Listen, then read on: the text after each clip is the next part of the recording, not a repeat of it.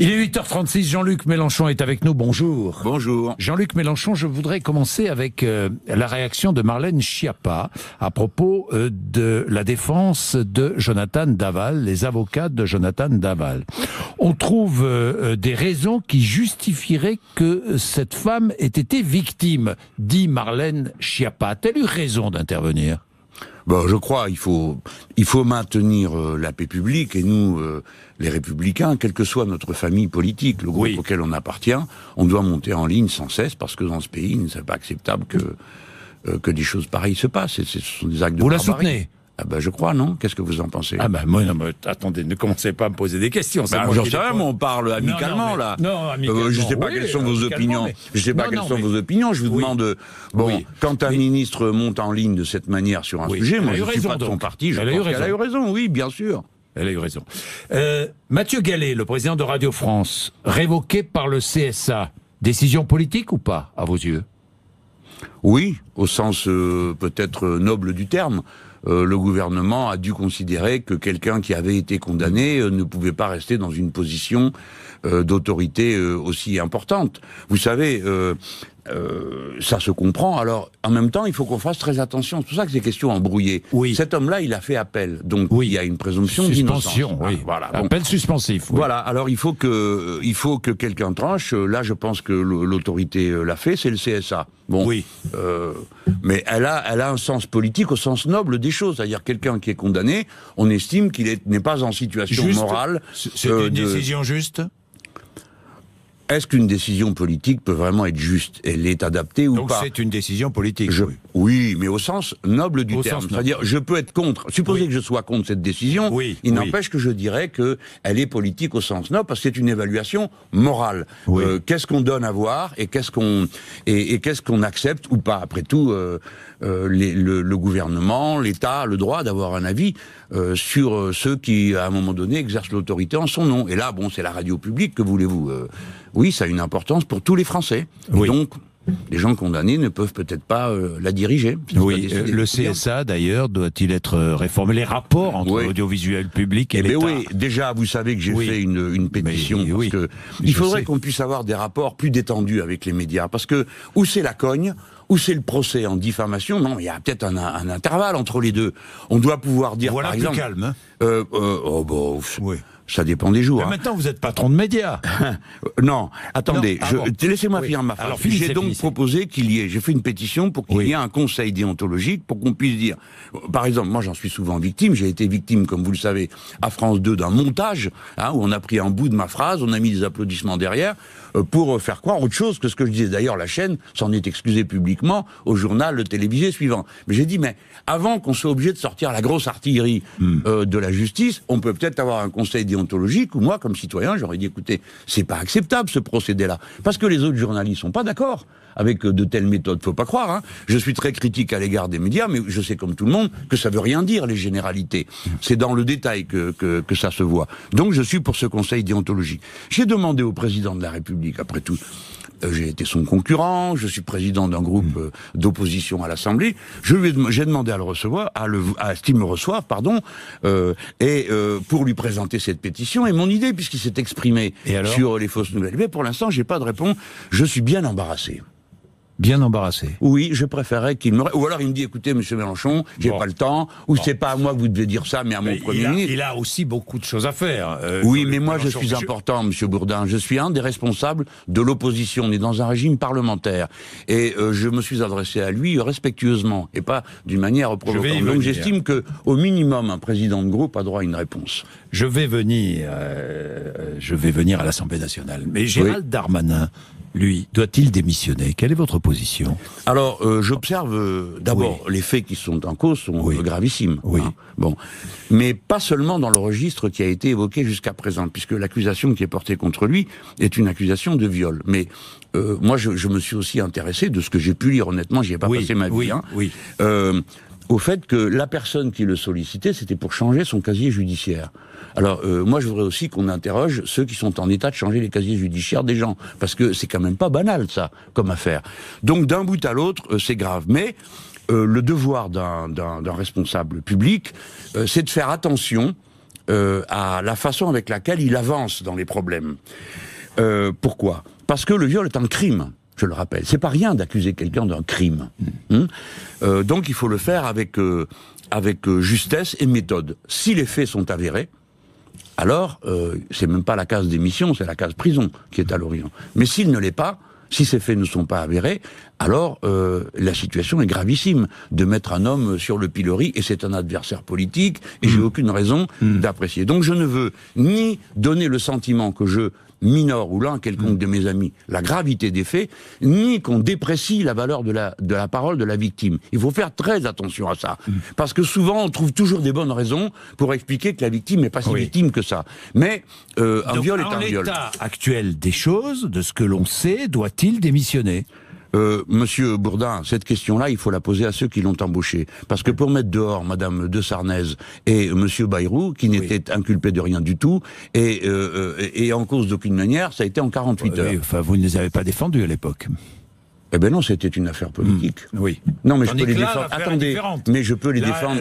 C'est une affaire de droit commun et d'un crime. Oui. C'est pas pareil. Alors, là, on parlait de politique avec monsieur. Peut-il encore exercer ses fonctions ? Je change. Apparemment, c'est le cas puisqu'on le voit le faire. Alors, qu'en pensez-vous ? De quoi, monsieur Bourdin ? Peut-il encore exercer ses fonctions ? À mon avis, très difficilement. Très difficilement. Bah écoutez, il est entouré d'un silence gêné, mais à chaque fois qu'il ouvre la bouche à l'Assemblée nationale. Mais voilà, nous en sommes tous là. Comprenez-moi bien, monsieur Bourdin. Donc, je ne veux... Écoutez, nous avons discuté entre nous dans le groupe La France Insoumise assez longuement de ça. Parce que nous étions tous bouleversés par deux choses. Un, on ne peut pas sous-estimer la gravité des faits incriminés. Deux, on ne veut pas que dans le contexte actuel, où enfin une parole s'est libérée, où enfin des gens amènent sur la scène publique des choses qu'on taisait auparavant parce que les victimes finissaient par se sentir coupables, enfin tout ça arrive sur la scène, il ne faut rien faire ni rien dire qui soit en quelque sorte retour à la case départ, tout le monde la ferme. Ni non plus être, nous, des juges ou des policiers. Donc, je vous dis franchement les choses. C'est une situation qui nécessite de la mesure. Oui. Mais en même temps, la gravité des faits fait que tout le monde devrait, dans le gouvernement, s'interroger. Oui. Mais les Français regardent, hein, ils sont capables de faire la différence entre le traitement qu'a subi M. Bayrou et le traitement que subit M. Darmanin. Il est difficile de continuer à exercer ses fonctions, c'est ce que vous pensez. Non, et entendez-moi bien, M. Bourdin. Oui, mais je ne suis pas un juge. Je vous l'ai dit. Je ne vous demande pas d'être juge. Je ne dis pas ce qu'il doit faire. Je mets chacun au pied du mur de sa responsabilité devant l'État et devant les citoyens et les citoyennes qui les regardent. Bien, vous êtes député des Bouches-du-Rhône. Tiens, vous serez candidat à la mairie de Marseille. Vous croyez que je vais vous dire tiens, ça au passage, non, mais je dis au passage. Oui, au passage. Vous avez envie d'être maire de Marseille. Vous êtes candidat à être le patron de la radio. Non, mais là, il y a Gallet qui s'en va. Vous rigolez. Il y a Gallet qui s'en va. Peut-être faire candidat, non ? Pas du tout. Et mais pourquoi vous avez le talent ? Mais non, je suis incapable d'exercer la moindre autorité. Et vous, Jean-Luc dit-il en me montrant du doigt. Oui, et vous. Oui. Vous avez envie d'être maire. Vous aimeriez être maire de Marseille, sincèrement. D'abord, Marseille, c'est un honneur, quoi qu'elle vous donne. Vous aimez cette ville ? Ah ben oui. Mais alors, je vais vous expliquer un truc. Les gens à Marseille, soit vous arrivez, vous les supportez pas et vous repartez en criant, soit vous tombez raide amoureux. Moi, j'arrive à Saint-Charles toutes les semaines et tout d'un coup, je respire mieux. En quelque sorte, après avoir été normand, comtois, Grand Sud-Ouest, en réalité... Vous avez traversé la France, quoi. Ouais. Mais et là, vous avez trouvé votre... je me retrouve chez moi. C'est la Méditerranée. Oui. C'est la ville avec ses splendeurs de lumière. Mais Bourdin, vous l'aimez, vous, cette ville, vous savez. Mais moi, je l'aime, oui. Vous savez, je suis resté depuis 6 mois, je fais du Airbnb, et puis je vais à l'hôtel parce que j'ai pas trouvé l'endroit où me poser. Parce que il faut dire que je suis exigeant. Je veux voir la mer, je veux pas que ça coûte trop cher, parce que je suis un peu rapia, et ainsi de suite. Mais, une fois, j'ai loué, j'étais au bord de la Corniche. Alors, c'est plutôt le quartier qui est considéré comme riche. Ouais. Bon sang de bois. Il y avait juste la route et on voit la mer jusqu'au Frioul. La mer, elle change 20 fois par jour. Elle vous dit une mélodie, un message. Ah, quel bonheur. Mais vous seriez bien donc comme maire de Marseille. Mais le maire de Marseille, il regarde pas la mer, hein. Faut qu'il bosse. Non, mais d'accord. Non. Il y a affaire, hein. Franchement, vous y pensez ou pas ? Et je me donne du mal pour parler d'autre chose, Bourdin. Laissez tomber. Non, mais dites-moi. Répondez-moi, puis on passe à autre chose. Mais qu'est-ce que je peux vous dire, monsieur ? Si je vous dis non, on va dire c'est bien, on est tranquille, il est pas là. Si je vous dis oui, on va dire il est fou, il veut tout. Alors non, il veut pas tout. Non, je vais vous dire. Il a envie de porter l'avenir d'une ville. Ok, je vous parle sérieusement. Répondez-moi. À Marseille, il faut faire naître un nouveau réseau d'élus.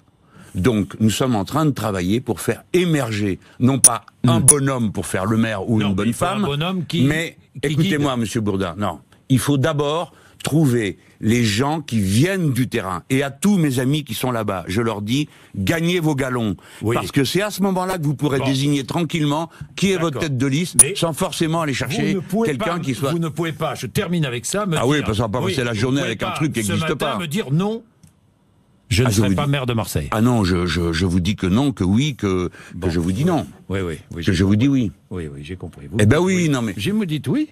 Mais je mène une bataille, Monsieur Bourdin. On est 2 ans avant. Mais vous serez candidat à la mairie, vous avez raison. Non, faites pas ça. Vous aussi, vous serez président de Radio France. Rien du tout, moi. Eh bien alors, moi pareil, monsieur. Non mais attendez, Bourdin, il faut pas que ça tourne à la comédie, cette affaire. Je suis député de Marseille. Je suis président de groupe. Je dirige un mouvement où je participe à sa direction. Je dois mener une bataille électorale pour les prochaines élections européennes. Pour la 4 série de... D'ailleurs, là, vous serez pas tête de liste. Non, mais alors écoutez, c'est bon quoi, j'ai que 2 bras, il y a que 24 heures par jour, il y a du monde pour faire les choses. Tête de liste de la France Insoumise. Je l'espère, pour les élections européennes, et nous aurons une liste représentative de la société. Pas d'alliés. D'alliés en quel sens? Les sigles de partis et tout ça? Oui, qui viennent vous rejoindre. Non, je pense que ça sert à rien. Ce qu'il faut, c'est que la liste soit représentative, donc des tempéraments. Monsieur Bourdin, je vais vous dire une chose, moi, on me fait toujours le reproche d'être très dur et tout. Mais il y a que dans mon groupe qu'il y a une personne qui est communiste élue par nous. Il y a que dans mon groupe qu'il y en a 3 qui sont pas de mon parti. Dans mon groupe, il y en a que 7 qui appartiennent à mon parti. Tous les autres n'ont pas d'étiquette. Alors je sais rassembler des gens d'opinions différentes. Et c'est ce que fait la France Insoumise. Votre groupe, la France Insoumise, aujourd'hui, c'est la journée quand même, on y vient. Bah oui, évidemment que j'y viens. Le 1er février est votre journée à l'Assemblée nationale. Vous défendez 5 propositions de loi, burn-out. On va dire épuisement professionnel, parce que les pauvres gens, ils ne savent pas ce que ça veut dire burn-out. C'est vrai. Reconnaissance de l'épuisement professionnel comme maladie professionnelle. C'est le premier sujet. Le CETA. Oui, c'est l'accord de libre-échange avec le Canada. Là, vous demandez un référendum. Oui. On est bien d'accord. Tiens, au passage, l'accord avec le Mercosur. Je suis contre. Vous êtes contre? Je suis contre parce que je le connais. Oui. Et je pense que cet accord ruinerait une bonne partie de l'agriculture et de l'élevage français. Et nous n'avons pas besoin. Je demande que les gens le comprennent. Alors là, pour le coup, on va pas me faire le coup de la... On m'a dit quand j'étais contre le gouvernement allemand, on m'a dit vous êtes germanophobe. On va pas me faire le coup d'argentinophobe. J'ai une décoration en Argentine. Bon. Mais nous n'avons pas besoin de faire venir de la viande d'Argentine, pour une raison très simple, nous sommes capables de la produire nous-mêmes. Et que en augmentant la consommation de viande argentine, non seulement on ne se rend pas service à nous, mais on ne leur rend pas service à eux, parce qu'on continue à déformer la structure de la paysannerie argentine en faveur des grosses concentrations. C'est ce qui s'est produit, par exemple, avec le soja. Peut-être que ceux qui nous écoutent se demandent de quoi je suis en train de parler. Je suis en train de leur dire que le libre-échange ruine les économies du pays. C'est pas comme ça qu'il faut faire. 99 000 tonnes de viande bovine importées en Europe, dans toute l'Europe. Mais pas que ça, il y a celle qui va arriver du Canada. Qui n'est pas tracée. Oui, mais celle qui va arriver du Canada par l'accord de libre-échange sur lequel nous avons une résolution ce matin, je vous prie de croire qu'elle va faire des ravages en France, parce que c'est une viande qui correspond à des commandes de luxe en France. 3e proposition de loi, faire de l'eau un droit inaliénable. Écoutez, Monsieur Bourdin, on va dire aux gens ce que c'est. Personne ne peut vivre sans eau. Si vous manque 2% d'eau dans votre corps, vous êtes 95% de vous, c'est de l'eau. Bon. Si vous manque 2%, vous avez soif. Si vous manque 10%, vous délirez. Si vous manque 12%, vous êtes mort. On ne peut pas vivre sans eau. Or, des millions de gens ont un accès difficile à l'eau. En dépit de la loi qui interdit les coupures d'eau, on continue à couper l'eau. On accède gratuitement à la quantité d'eau nécessaire à la vie. À la vie, et alors on connaît la quantité. Elle a été fixée par l'Organisation mondiale de la santé, c'est 40 litres. Cette eau doit être gratuite. Les premiers mètres cubes d'eau doivent être gratuits, parce qu'on ne peut pas vivre sans eau. Vous pouvez vivre sans votre veste ou en acheter une autre, vous pouvez vivre sans des tas de choses, mais sans eau, personne ne peut vivre. Quelqu'un à qui vous refusez l'eau, ou à qui vous rendez l'accès à l'eau impossible, vous le condamnez à mort, c'est tout. Alors, ayons la franchise de dire, on décide que les sociétés privées ont le droit de condamner à mort des gens. Eh ben non, c'est pas notre avis. Donc, 1, l'eau doit être dans les droits fondamentaux inscrits dans la Constitution. 2, il y a une quantité. Et 3, l'eau doit être publique. Elle ne doit pas être privée. 4e proposition de loi, la Oui. lutte contre le contrôle au faciès. Alors, vous proposez un récépissé Oui. lors des contrôles d'identité. Oui, à titre expérimental, hein, pour l'instant. Ben parce qu'on a voulu faire des choses, si vous voulez, Oui. toutes les lois les propositions de loi qu'on Oui. présente sont des choses de bon sens qui font consensus, vous avez vu dans le Oui. sondage. Alors, le contrôle au faciès. Monsieur Bourdin, écoutez, Oui. il faut que vous compreniez ce qui se passe. Moi, quand je suis à Paris, j'habite pas loin de la gare du Nord. Écoutez, c'est insupportable. Les gens sont triés d'après leur couleur de peau. Vous m'entendez, les gens ? C'est insupportable. Et alors, certains sont plus contrôlés que d'autres. L'autre jour, c'était un député de mes amis qui s'est fait contrôler parce que, comme il est jeune, il a... Bah oui, bah écoutez... Est-ce que vous savez que vous avez 20 fois plus de chances d'être contrôlé quand vous avez une mine qui semble correspondre aux préjugés communs que d'autres ? Eh bien, c'est pas normal. Partout, on a essayé le récépissé, on s'est aperçu d'une chose. Les contrôles au faciès, tout d'un coup, s'effondraient. Bon, pourquoi ? Parce qu'il faut que le contrôle, bien sûr qu'il faut des contrôles. Personne ne discute ce point-là. Mais ça doit être un contrôle sur une base objective et personnalisée. C'est-à-dire, il doit y avoir des raisons objectives de faire un contrôle. C'est une philosophie anti-flic. Non, pensez-vous, c'est le contraire. C'est comme tout ce qu'on raconte sur les médias, c'est aussi pour protéger les gens. Je vais vous donner, vous allez comprendre, faut pas faire des grands mots, faut voir la vie quotidienne, j'ai compris ce que vous voulez dire. C'est certainement pas anti-flic. Qu'est-ce qui se passe dans la police ? On les fait tous suer avec du chiffre. Oui. Je vais vous dire un truc. Quand vous faites un contrôle au faciès qui se passe pas bien, et on comprend, quand vous avez affaire à un jeune, parce que c'est des jeunes, c'est peut-être la 4e ou 5e fois, le gars, il va dire un mot de travers. Rébellion, vous vous rendez compte, c'est un outrage, hein, outrage, d'accord ? Outrage, c'est un délit, vous le constatez et vous avez la solution tout de suite. Vous me comprenez ? Si vous me volez mon portefeuille, monsieur Bourdin, et que je m'en vais d'ici, il faudra enquêter tout le monde. Il y a un moment avant de trouver qui c'est qui a pris mon portefeuille dans votre station. Mais le gars qui a fait outrage, c'est instantané. On a à la fois le délit et le coupable. Donc ça fait du chiffre. Je veux pas dire que les policiers font du chiffre, je veux dire du mal de personne. Je dis juste que cette situation sur les jeunes, c'est insupportable. Dernière proposition. La légalisation sous condition de l'euthanasie et de l'assistance aux suicides. Ouais. Bien.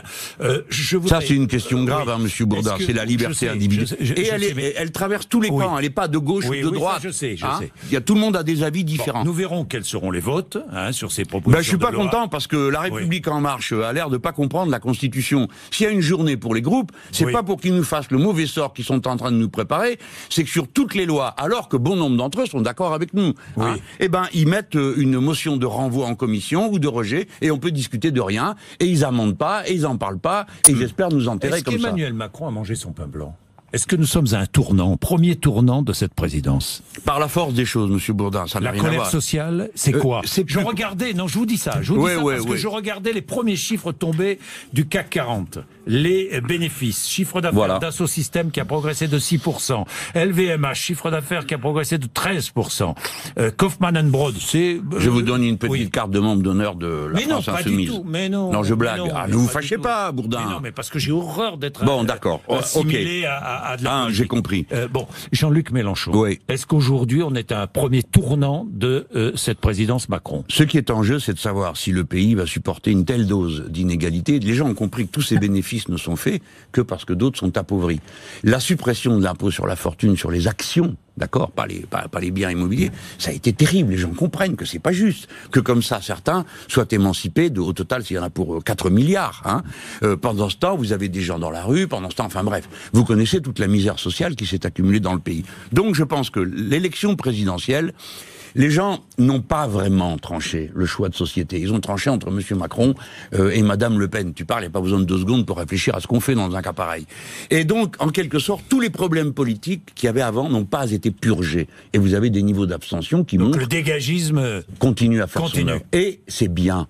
Il faut dégager tous ces gens. Ils n'ont pas compris qu'il y en a assez que les uns se gavent, tandis que les autres sont privés de tout. Hier, monsieur, il y avait la Fondation Abbé Pierre qui faisait son bilan annuel sur le logement. Le surpeuplement de logement. Vous savez ce que c'est, monsieur Bourdin ? Il nous montrait dans un film, c'est 6 personnes dans 30 mètres carrés. Il n'y a pas de vie possible dans des conditions pareilles. 900 000 personnes sont dans cette situation. Quand on vous parle de l'épuisement professionnel, il y a 600 cas reconnus chaque année. Il y en a 400 000. Combien de temps ça va durer, la férocité de cette société ? Mais la croissance est à 1,9%. Vous devez vous réjouir. Vous devez vous réjouir. Oui, c'est ça, je vais me réjouir. Non. La croissance à 1,9, j'ai plein de choses à dire contre. D'abord, qu'est-ce qu'il y a dedans ? Vous savez que maintenant, on va même mettre la vente de la drogue dans la progression du PIB. Vous vous rendez compte ? Faites un tour, rebouchez-le, c'est dans le PIB. Ça n'a pas de sens tout ça.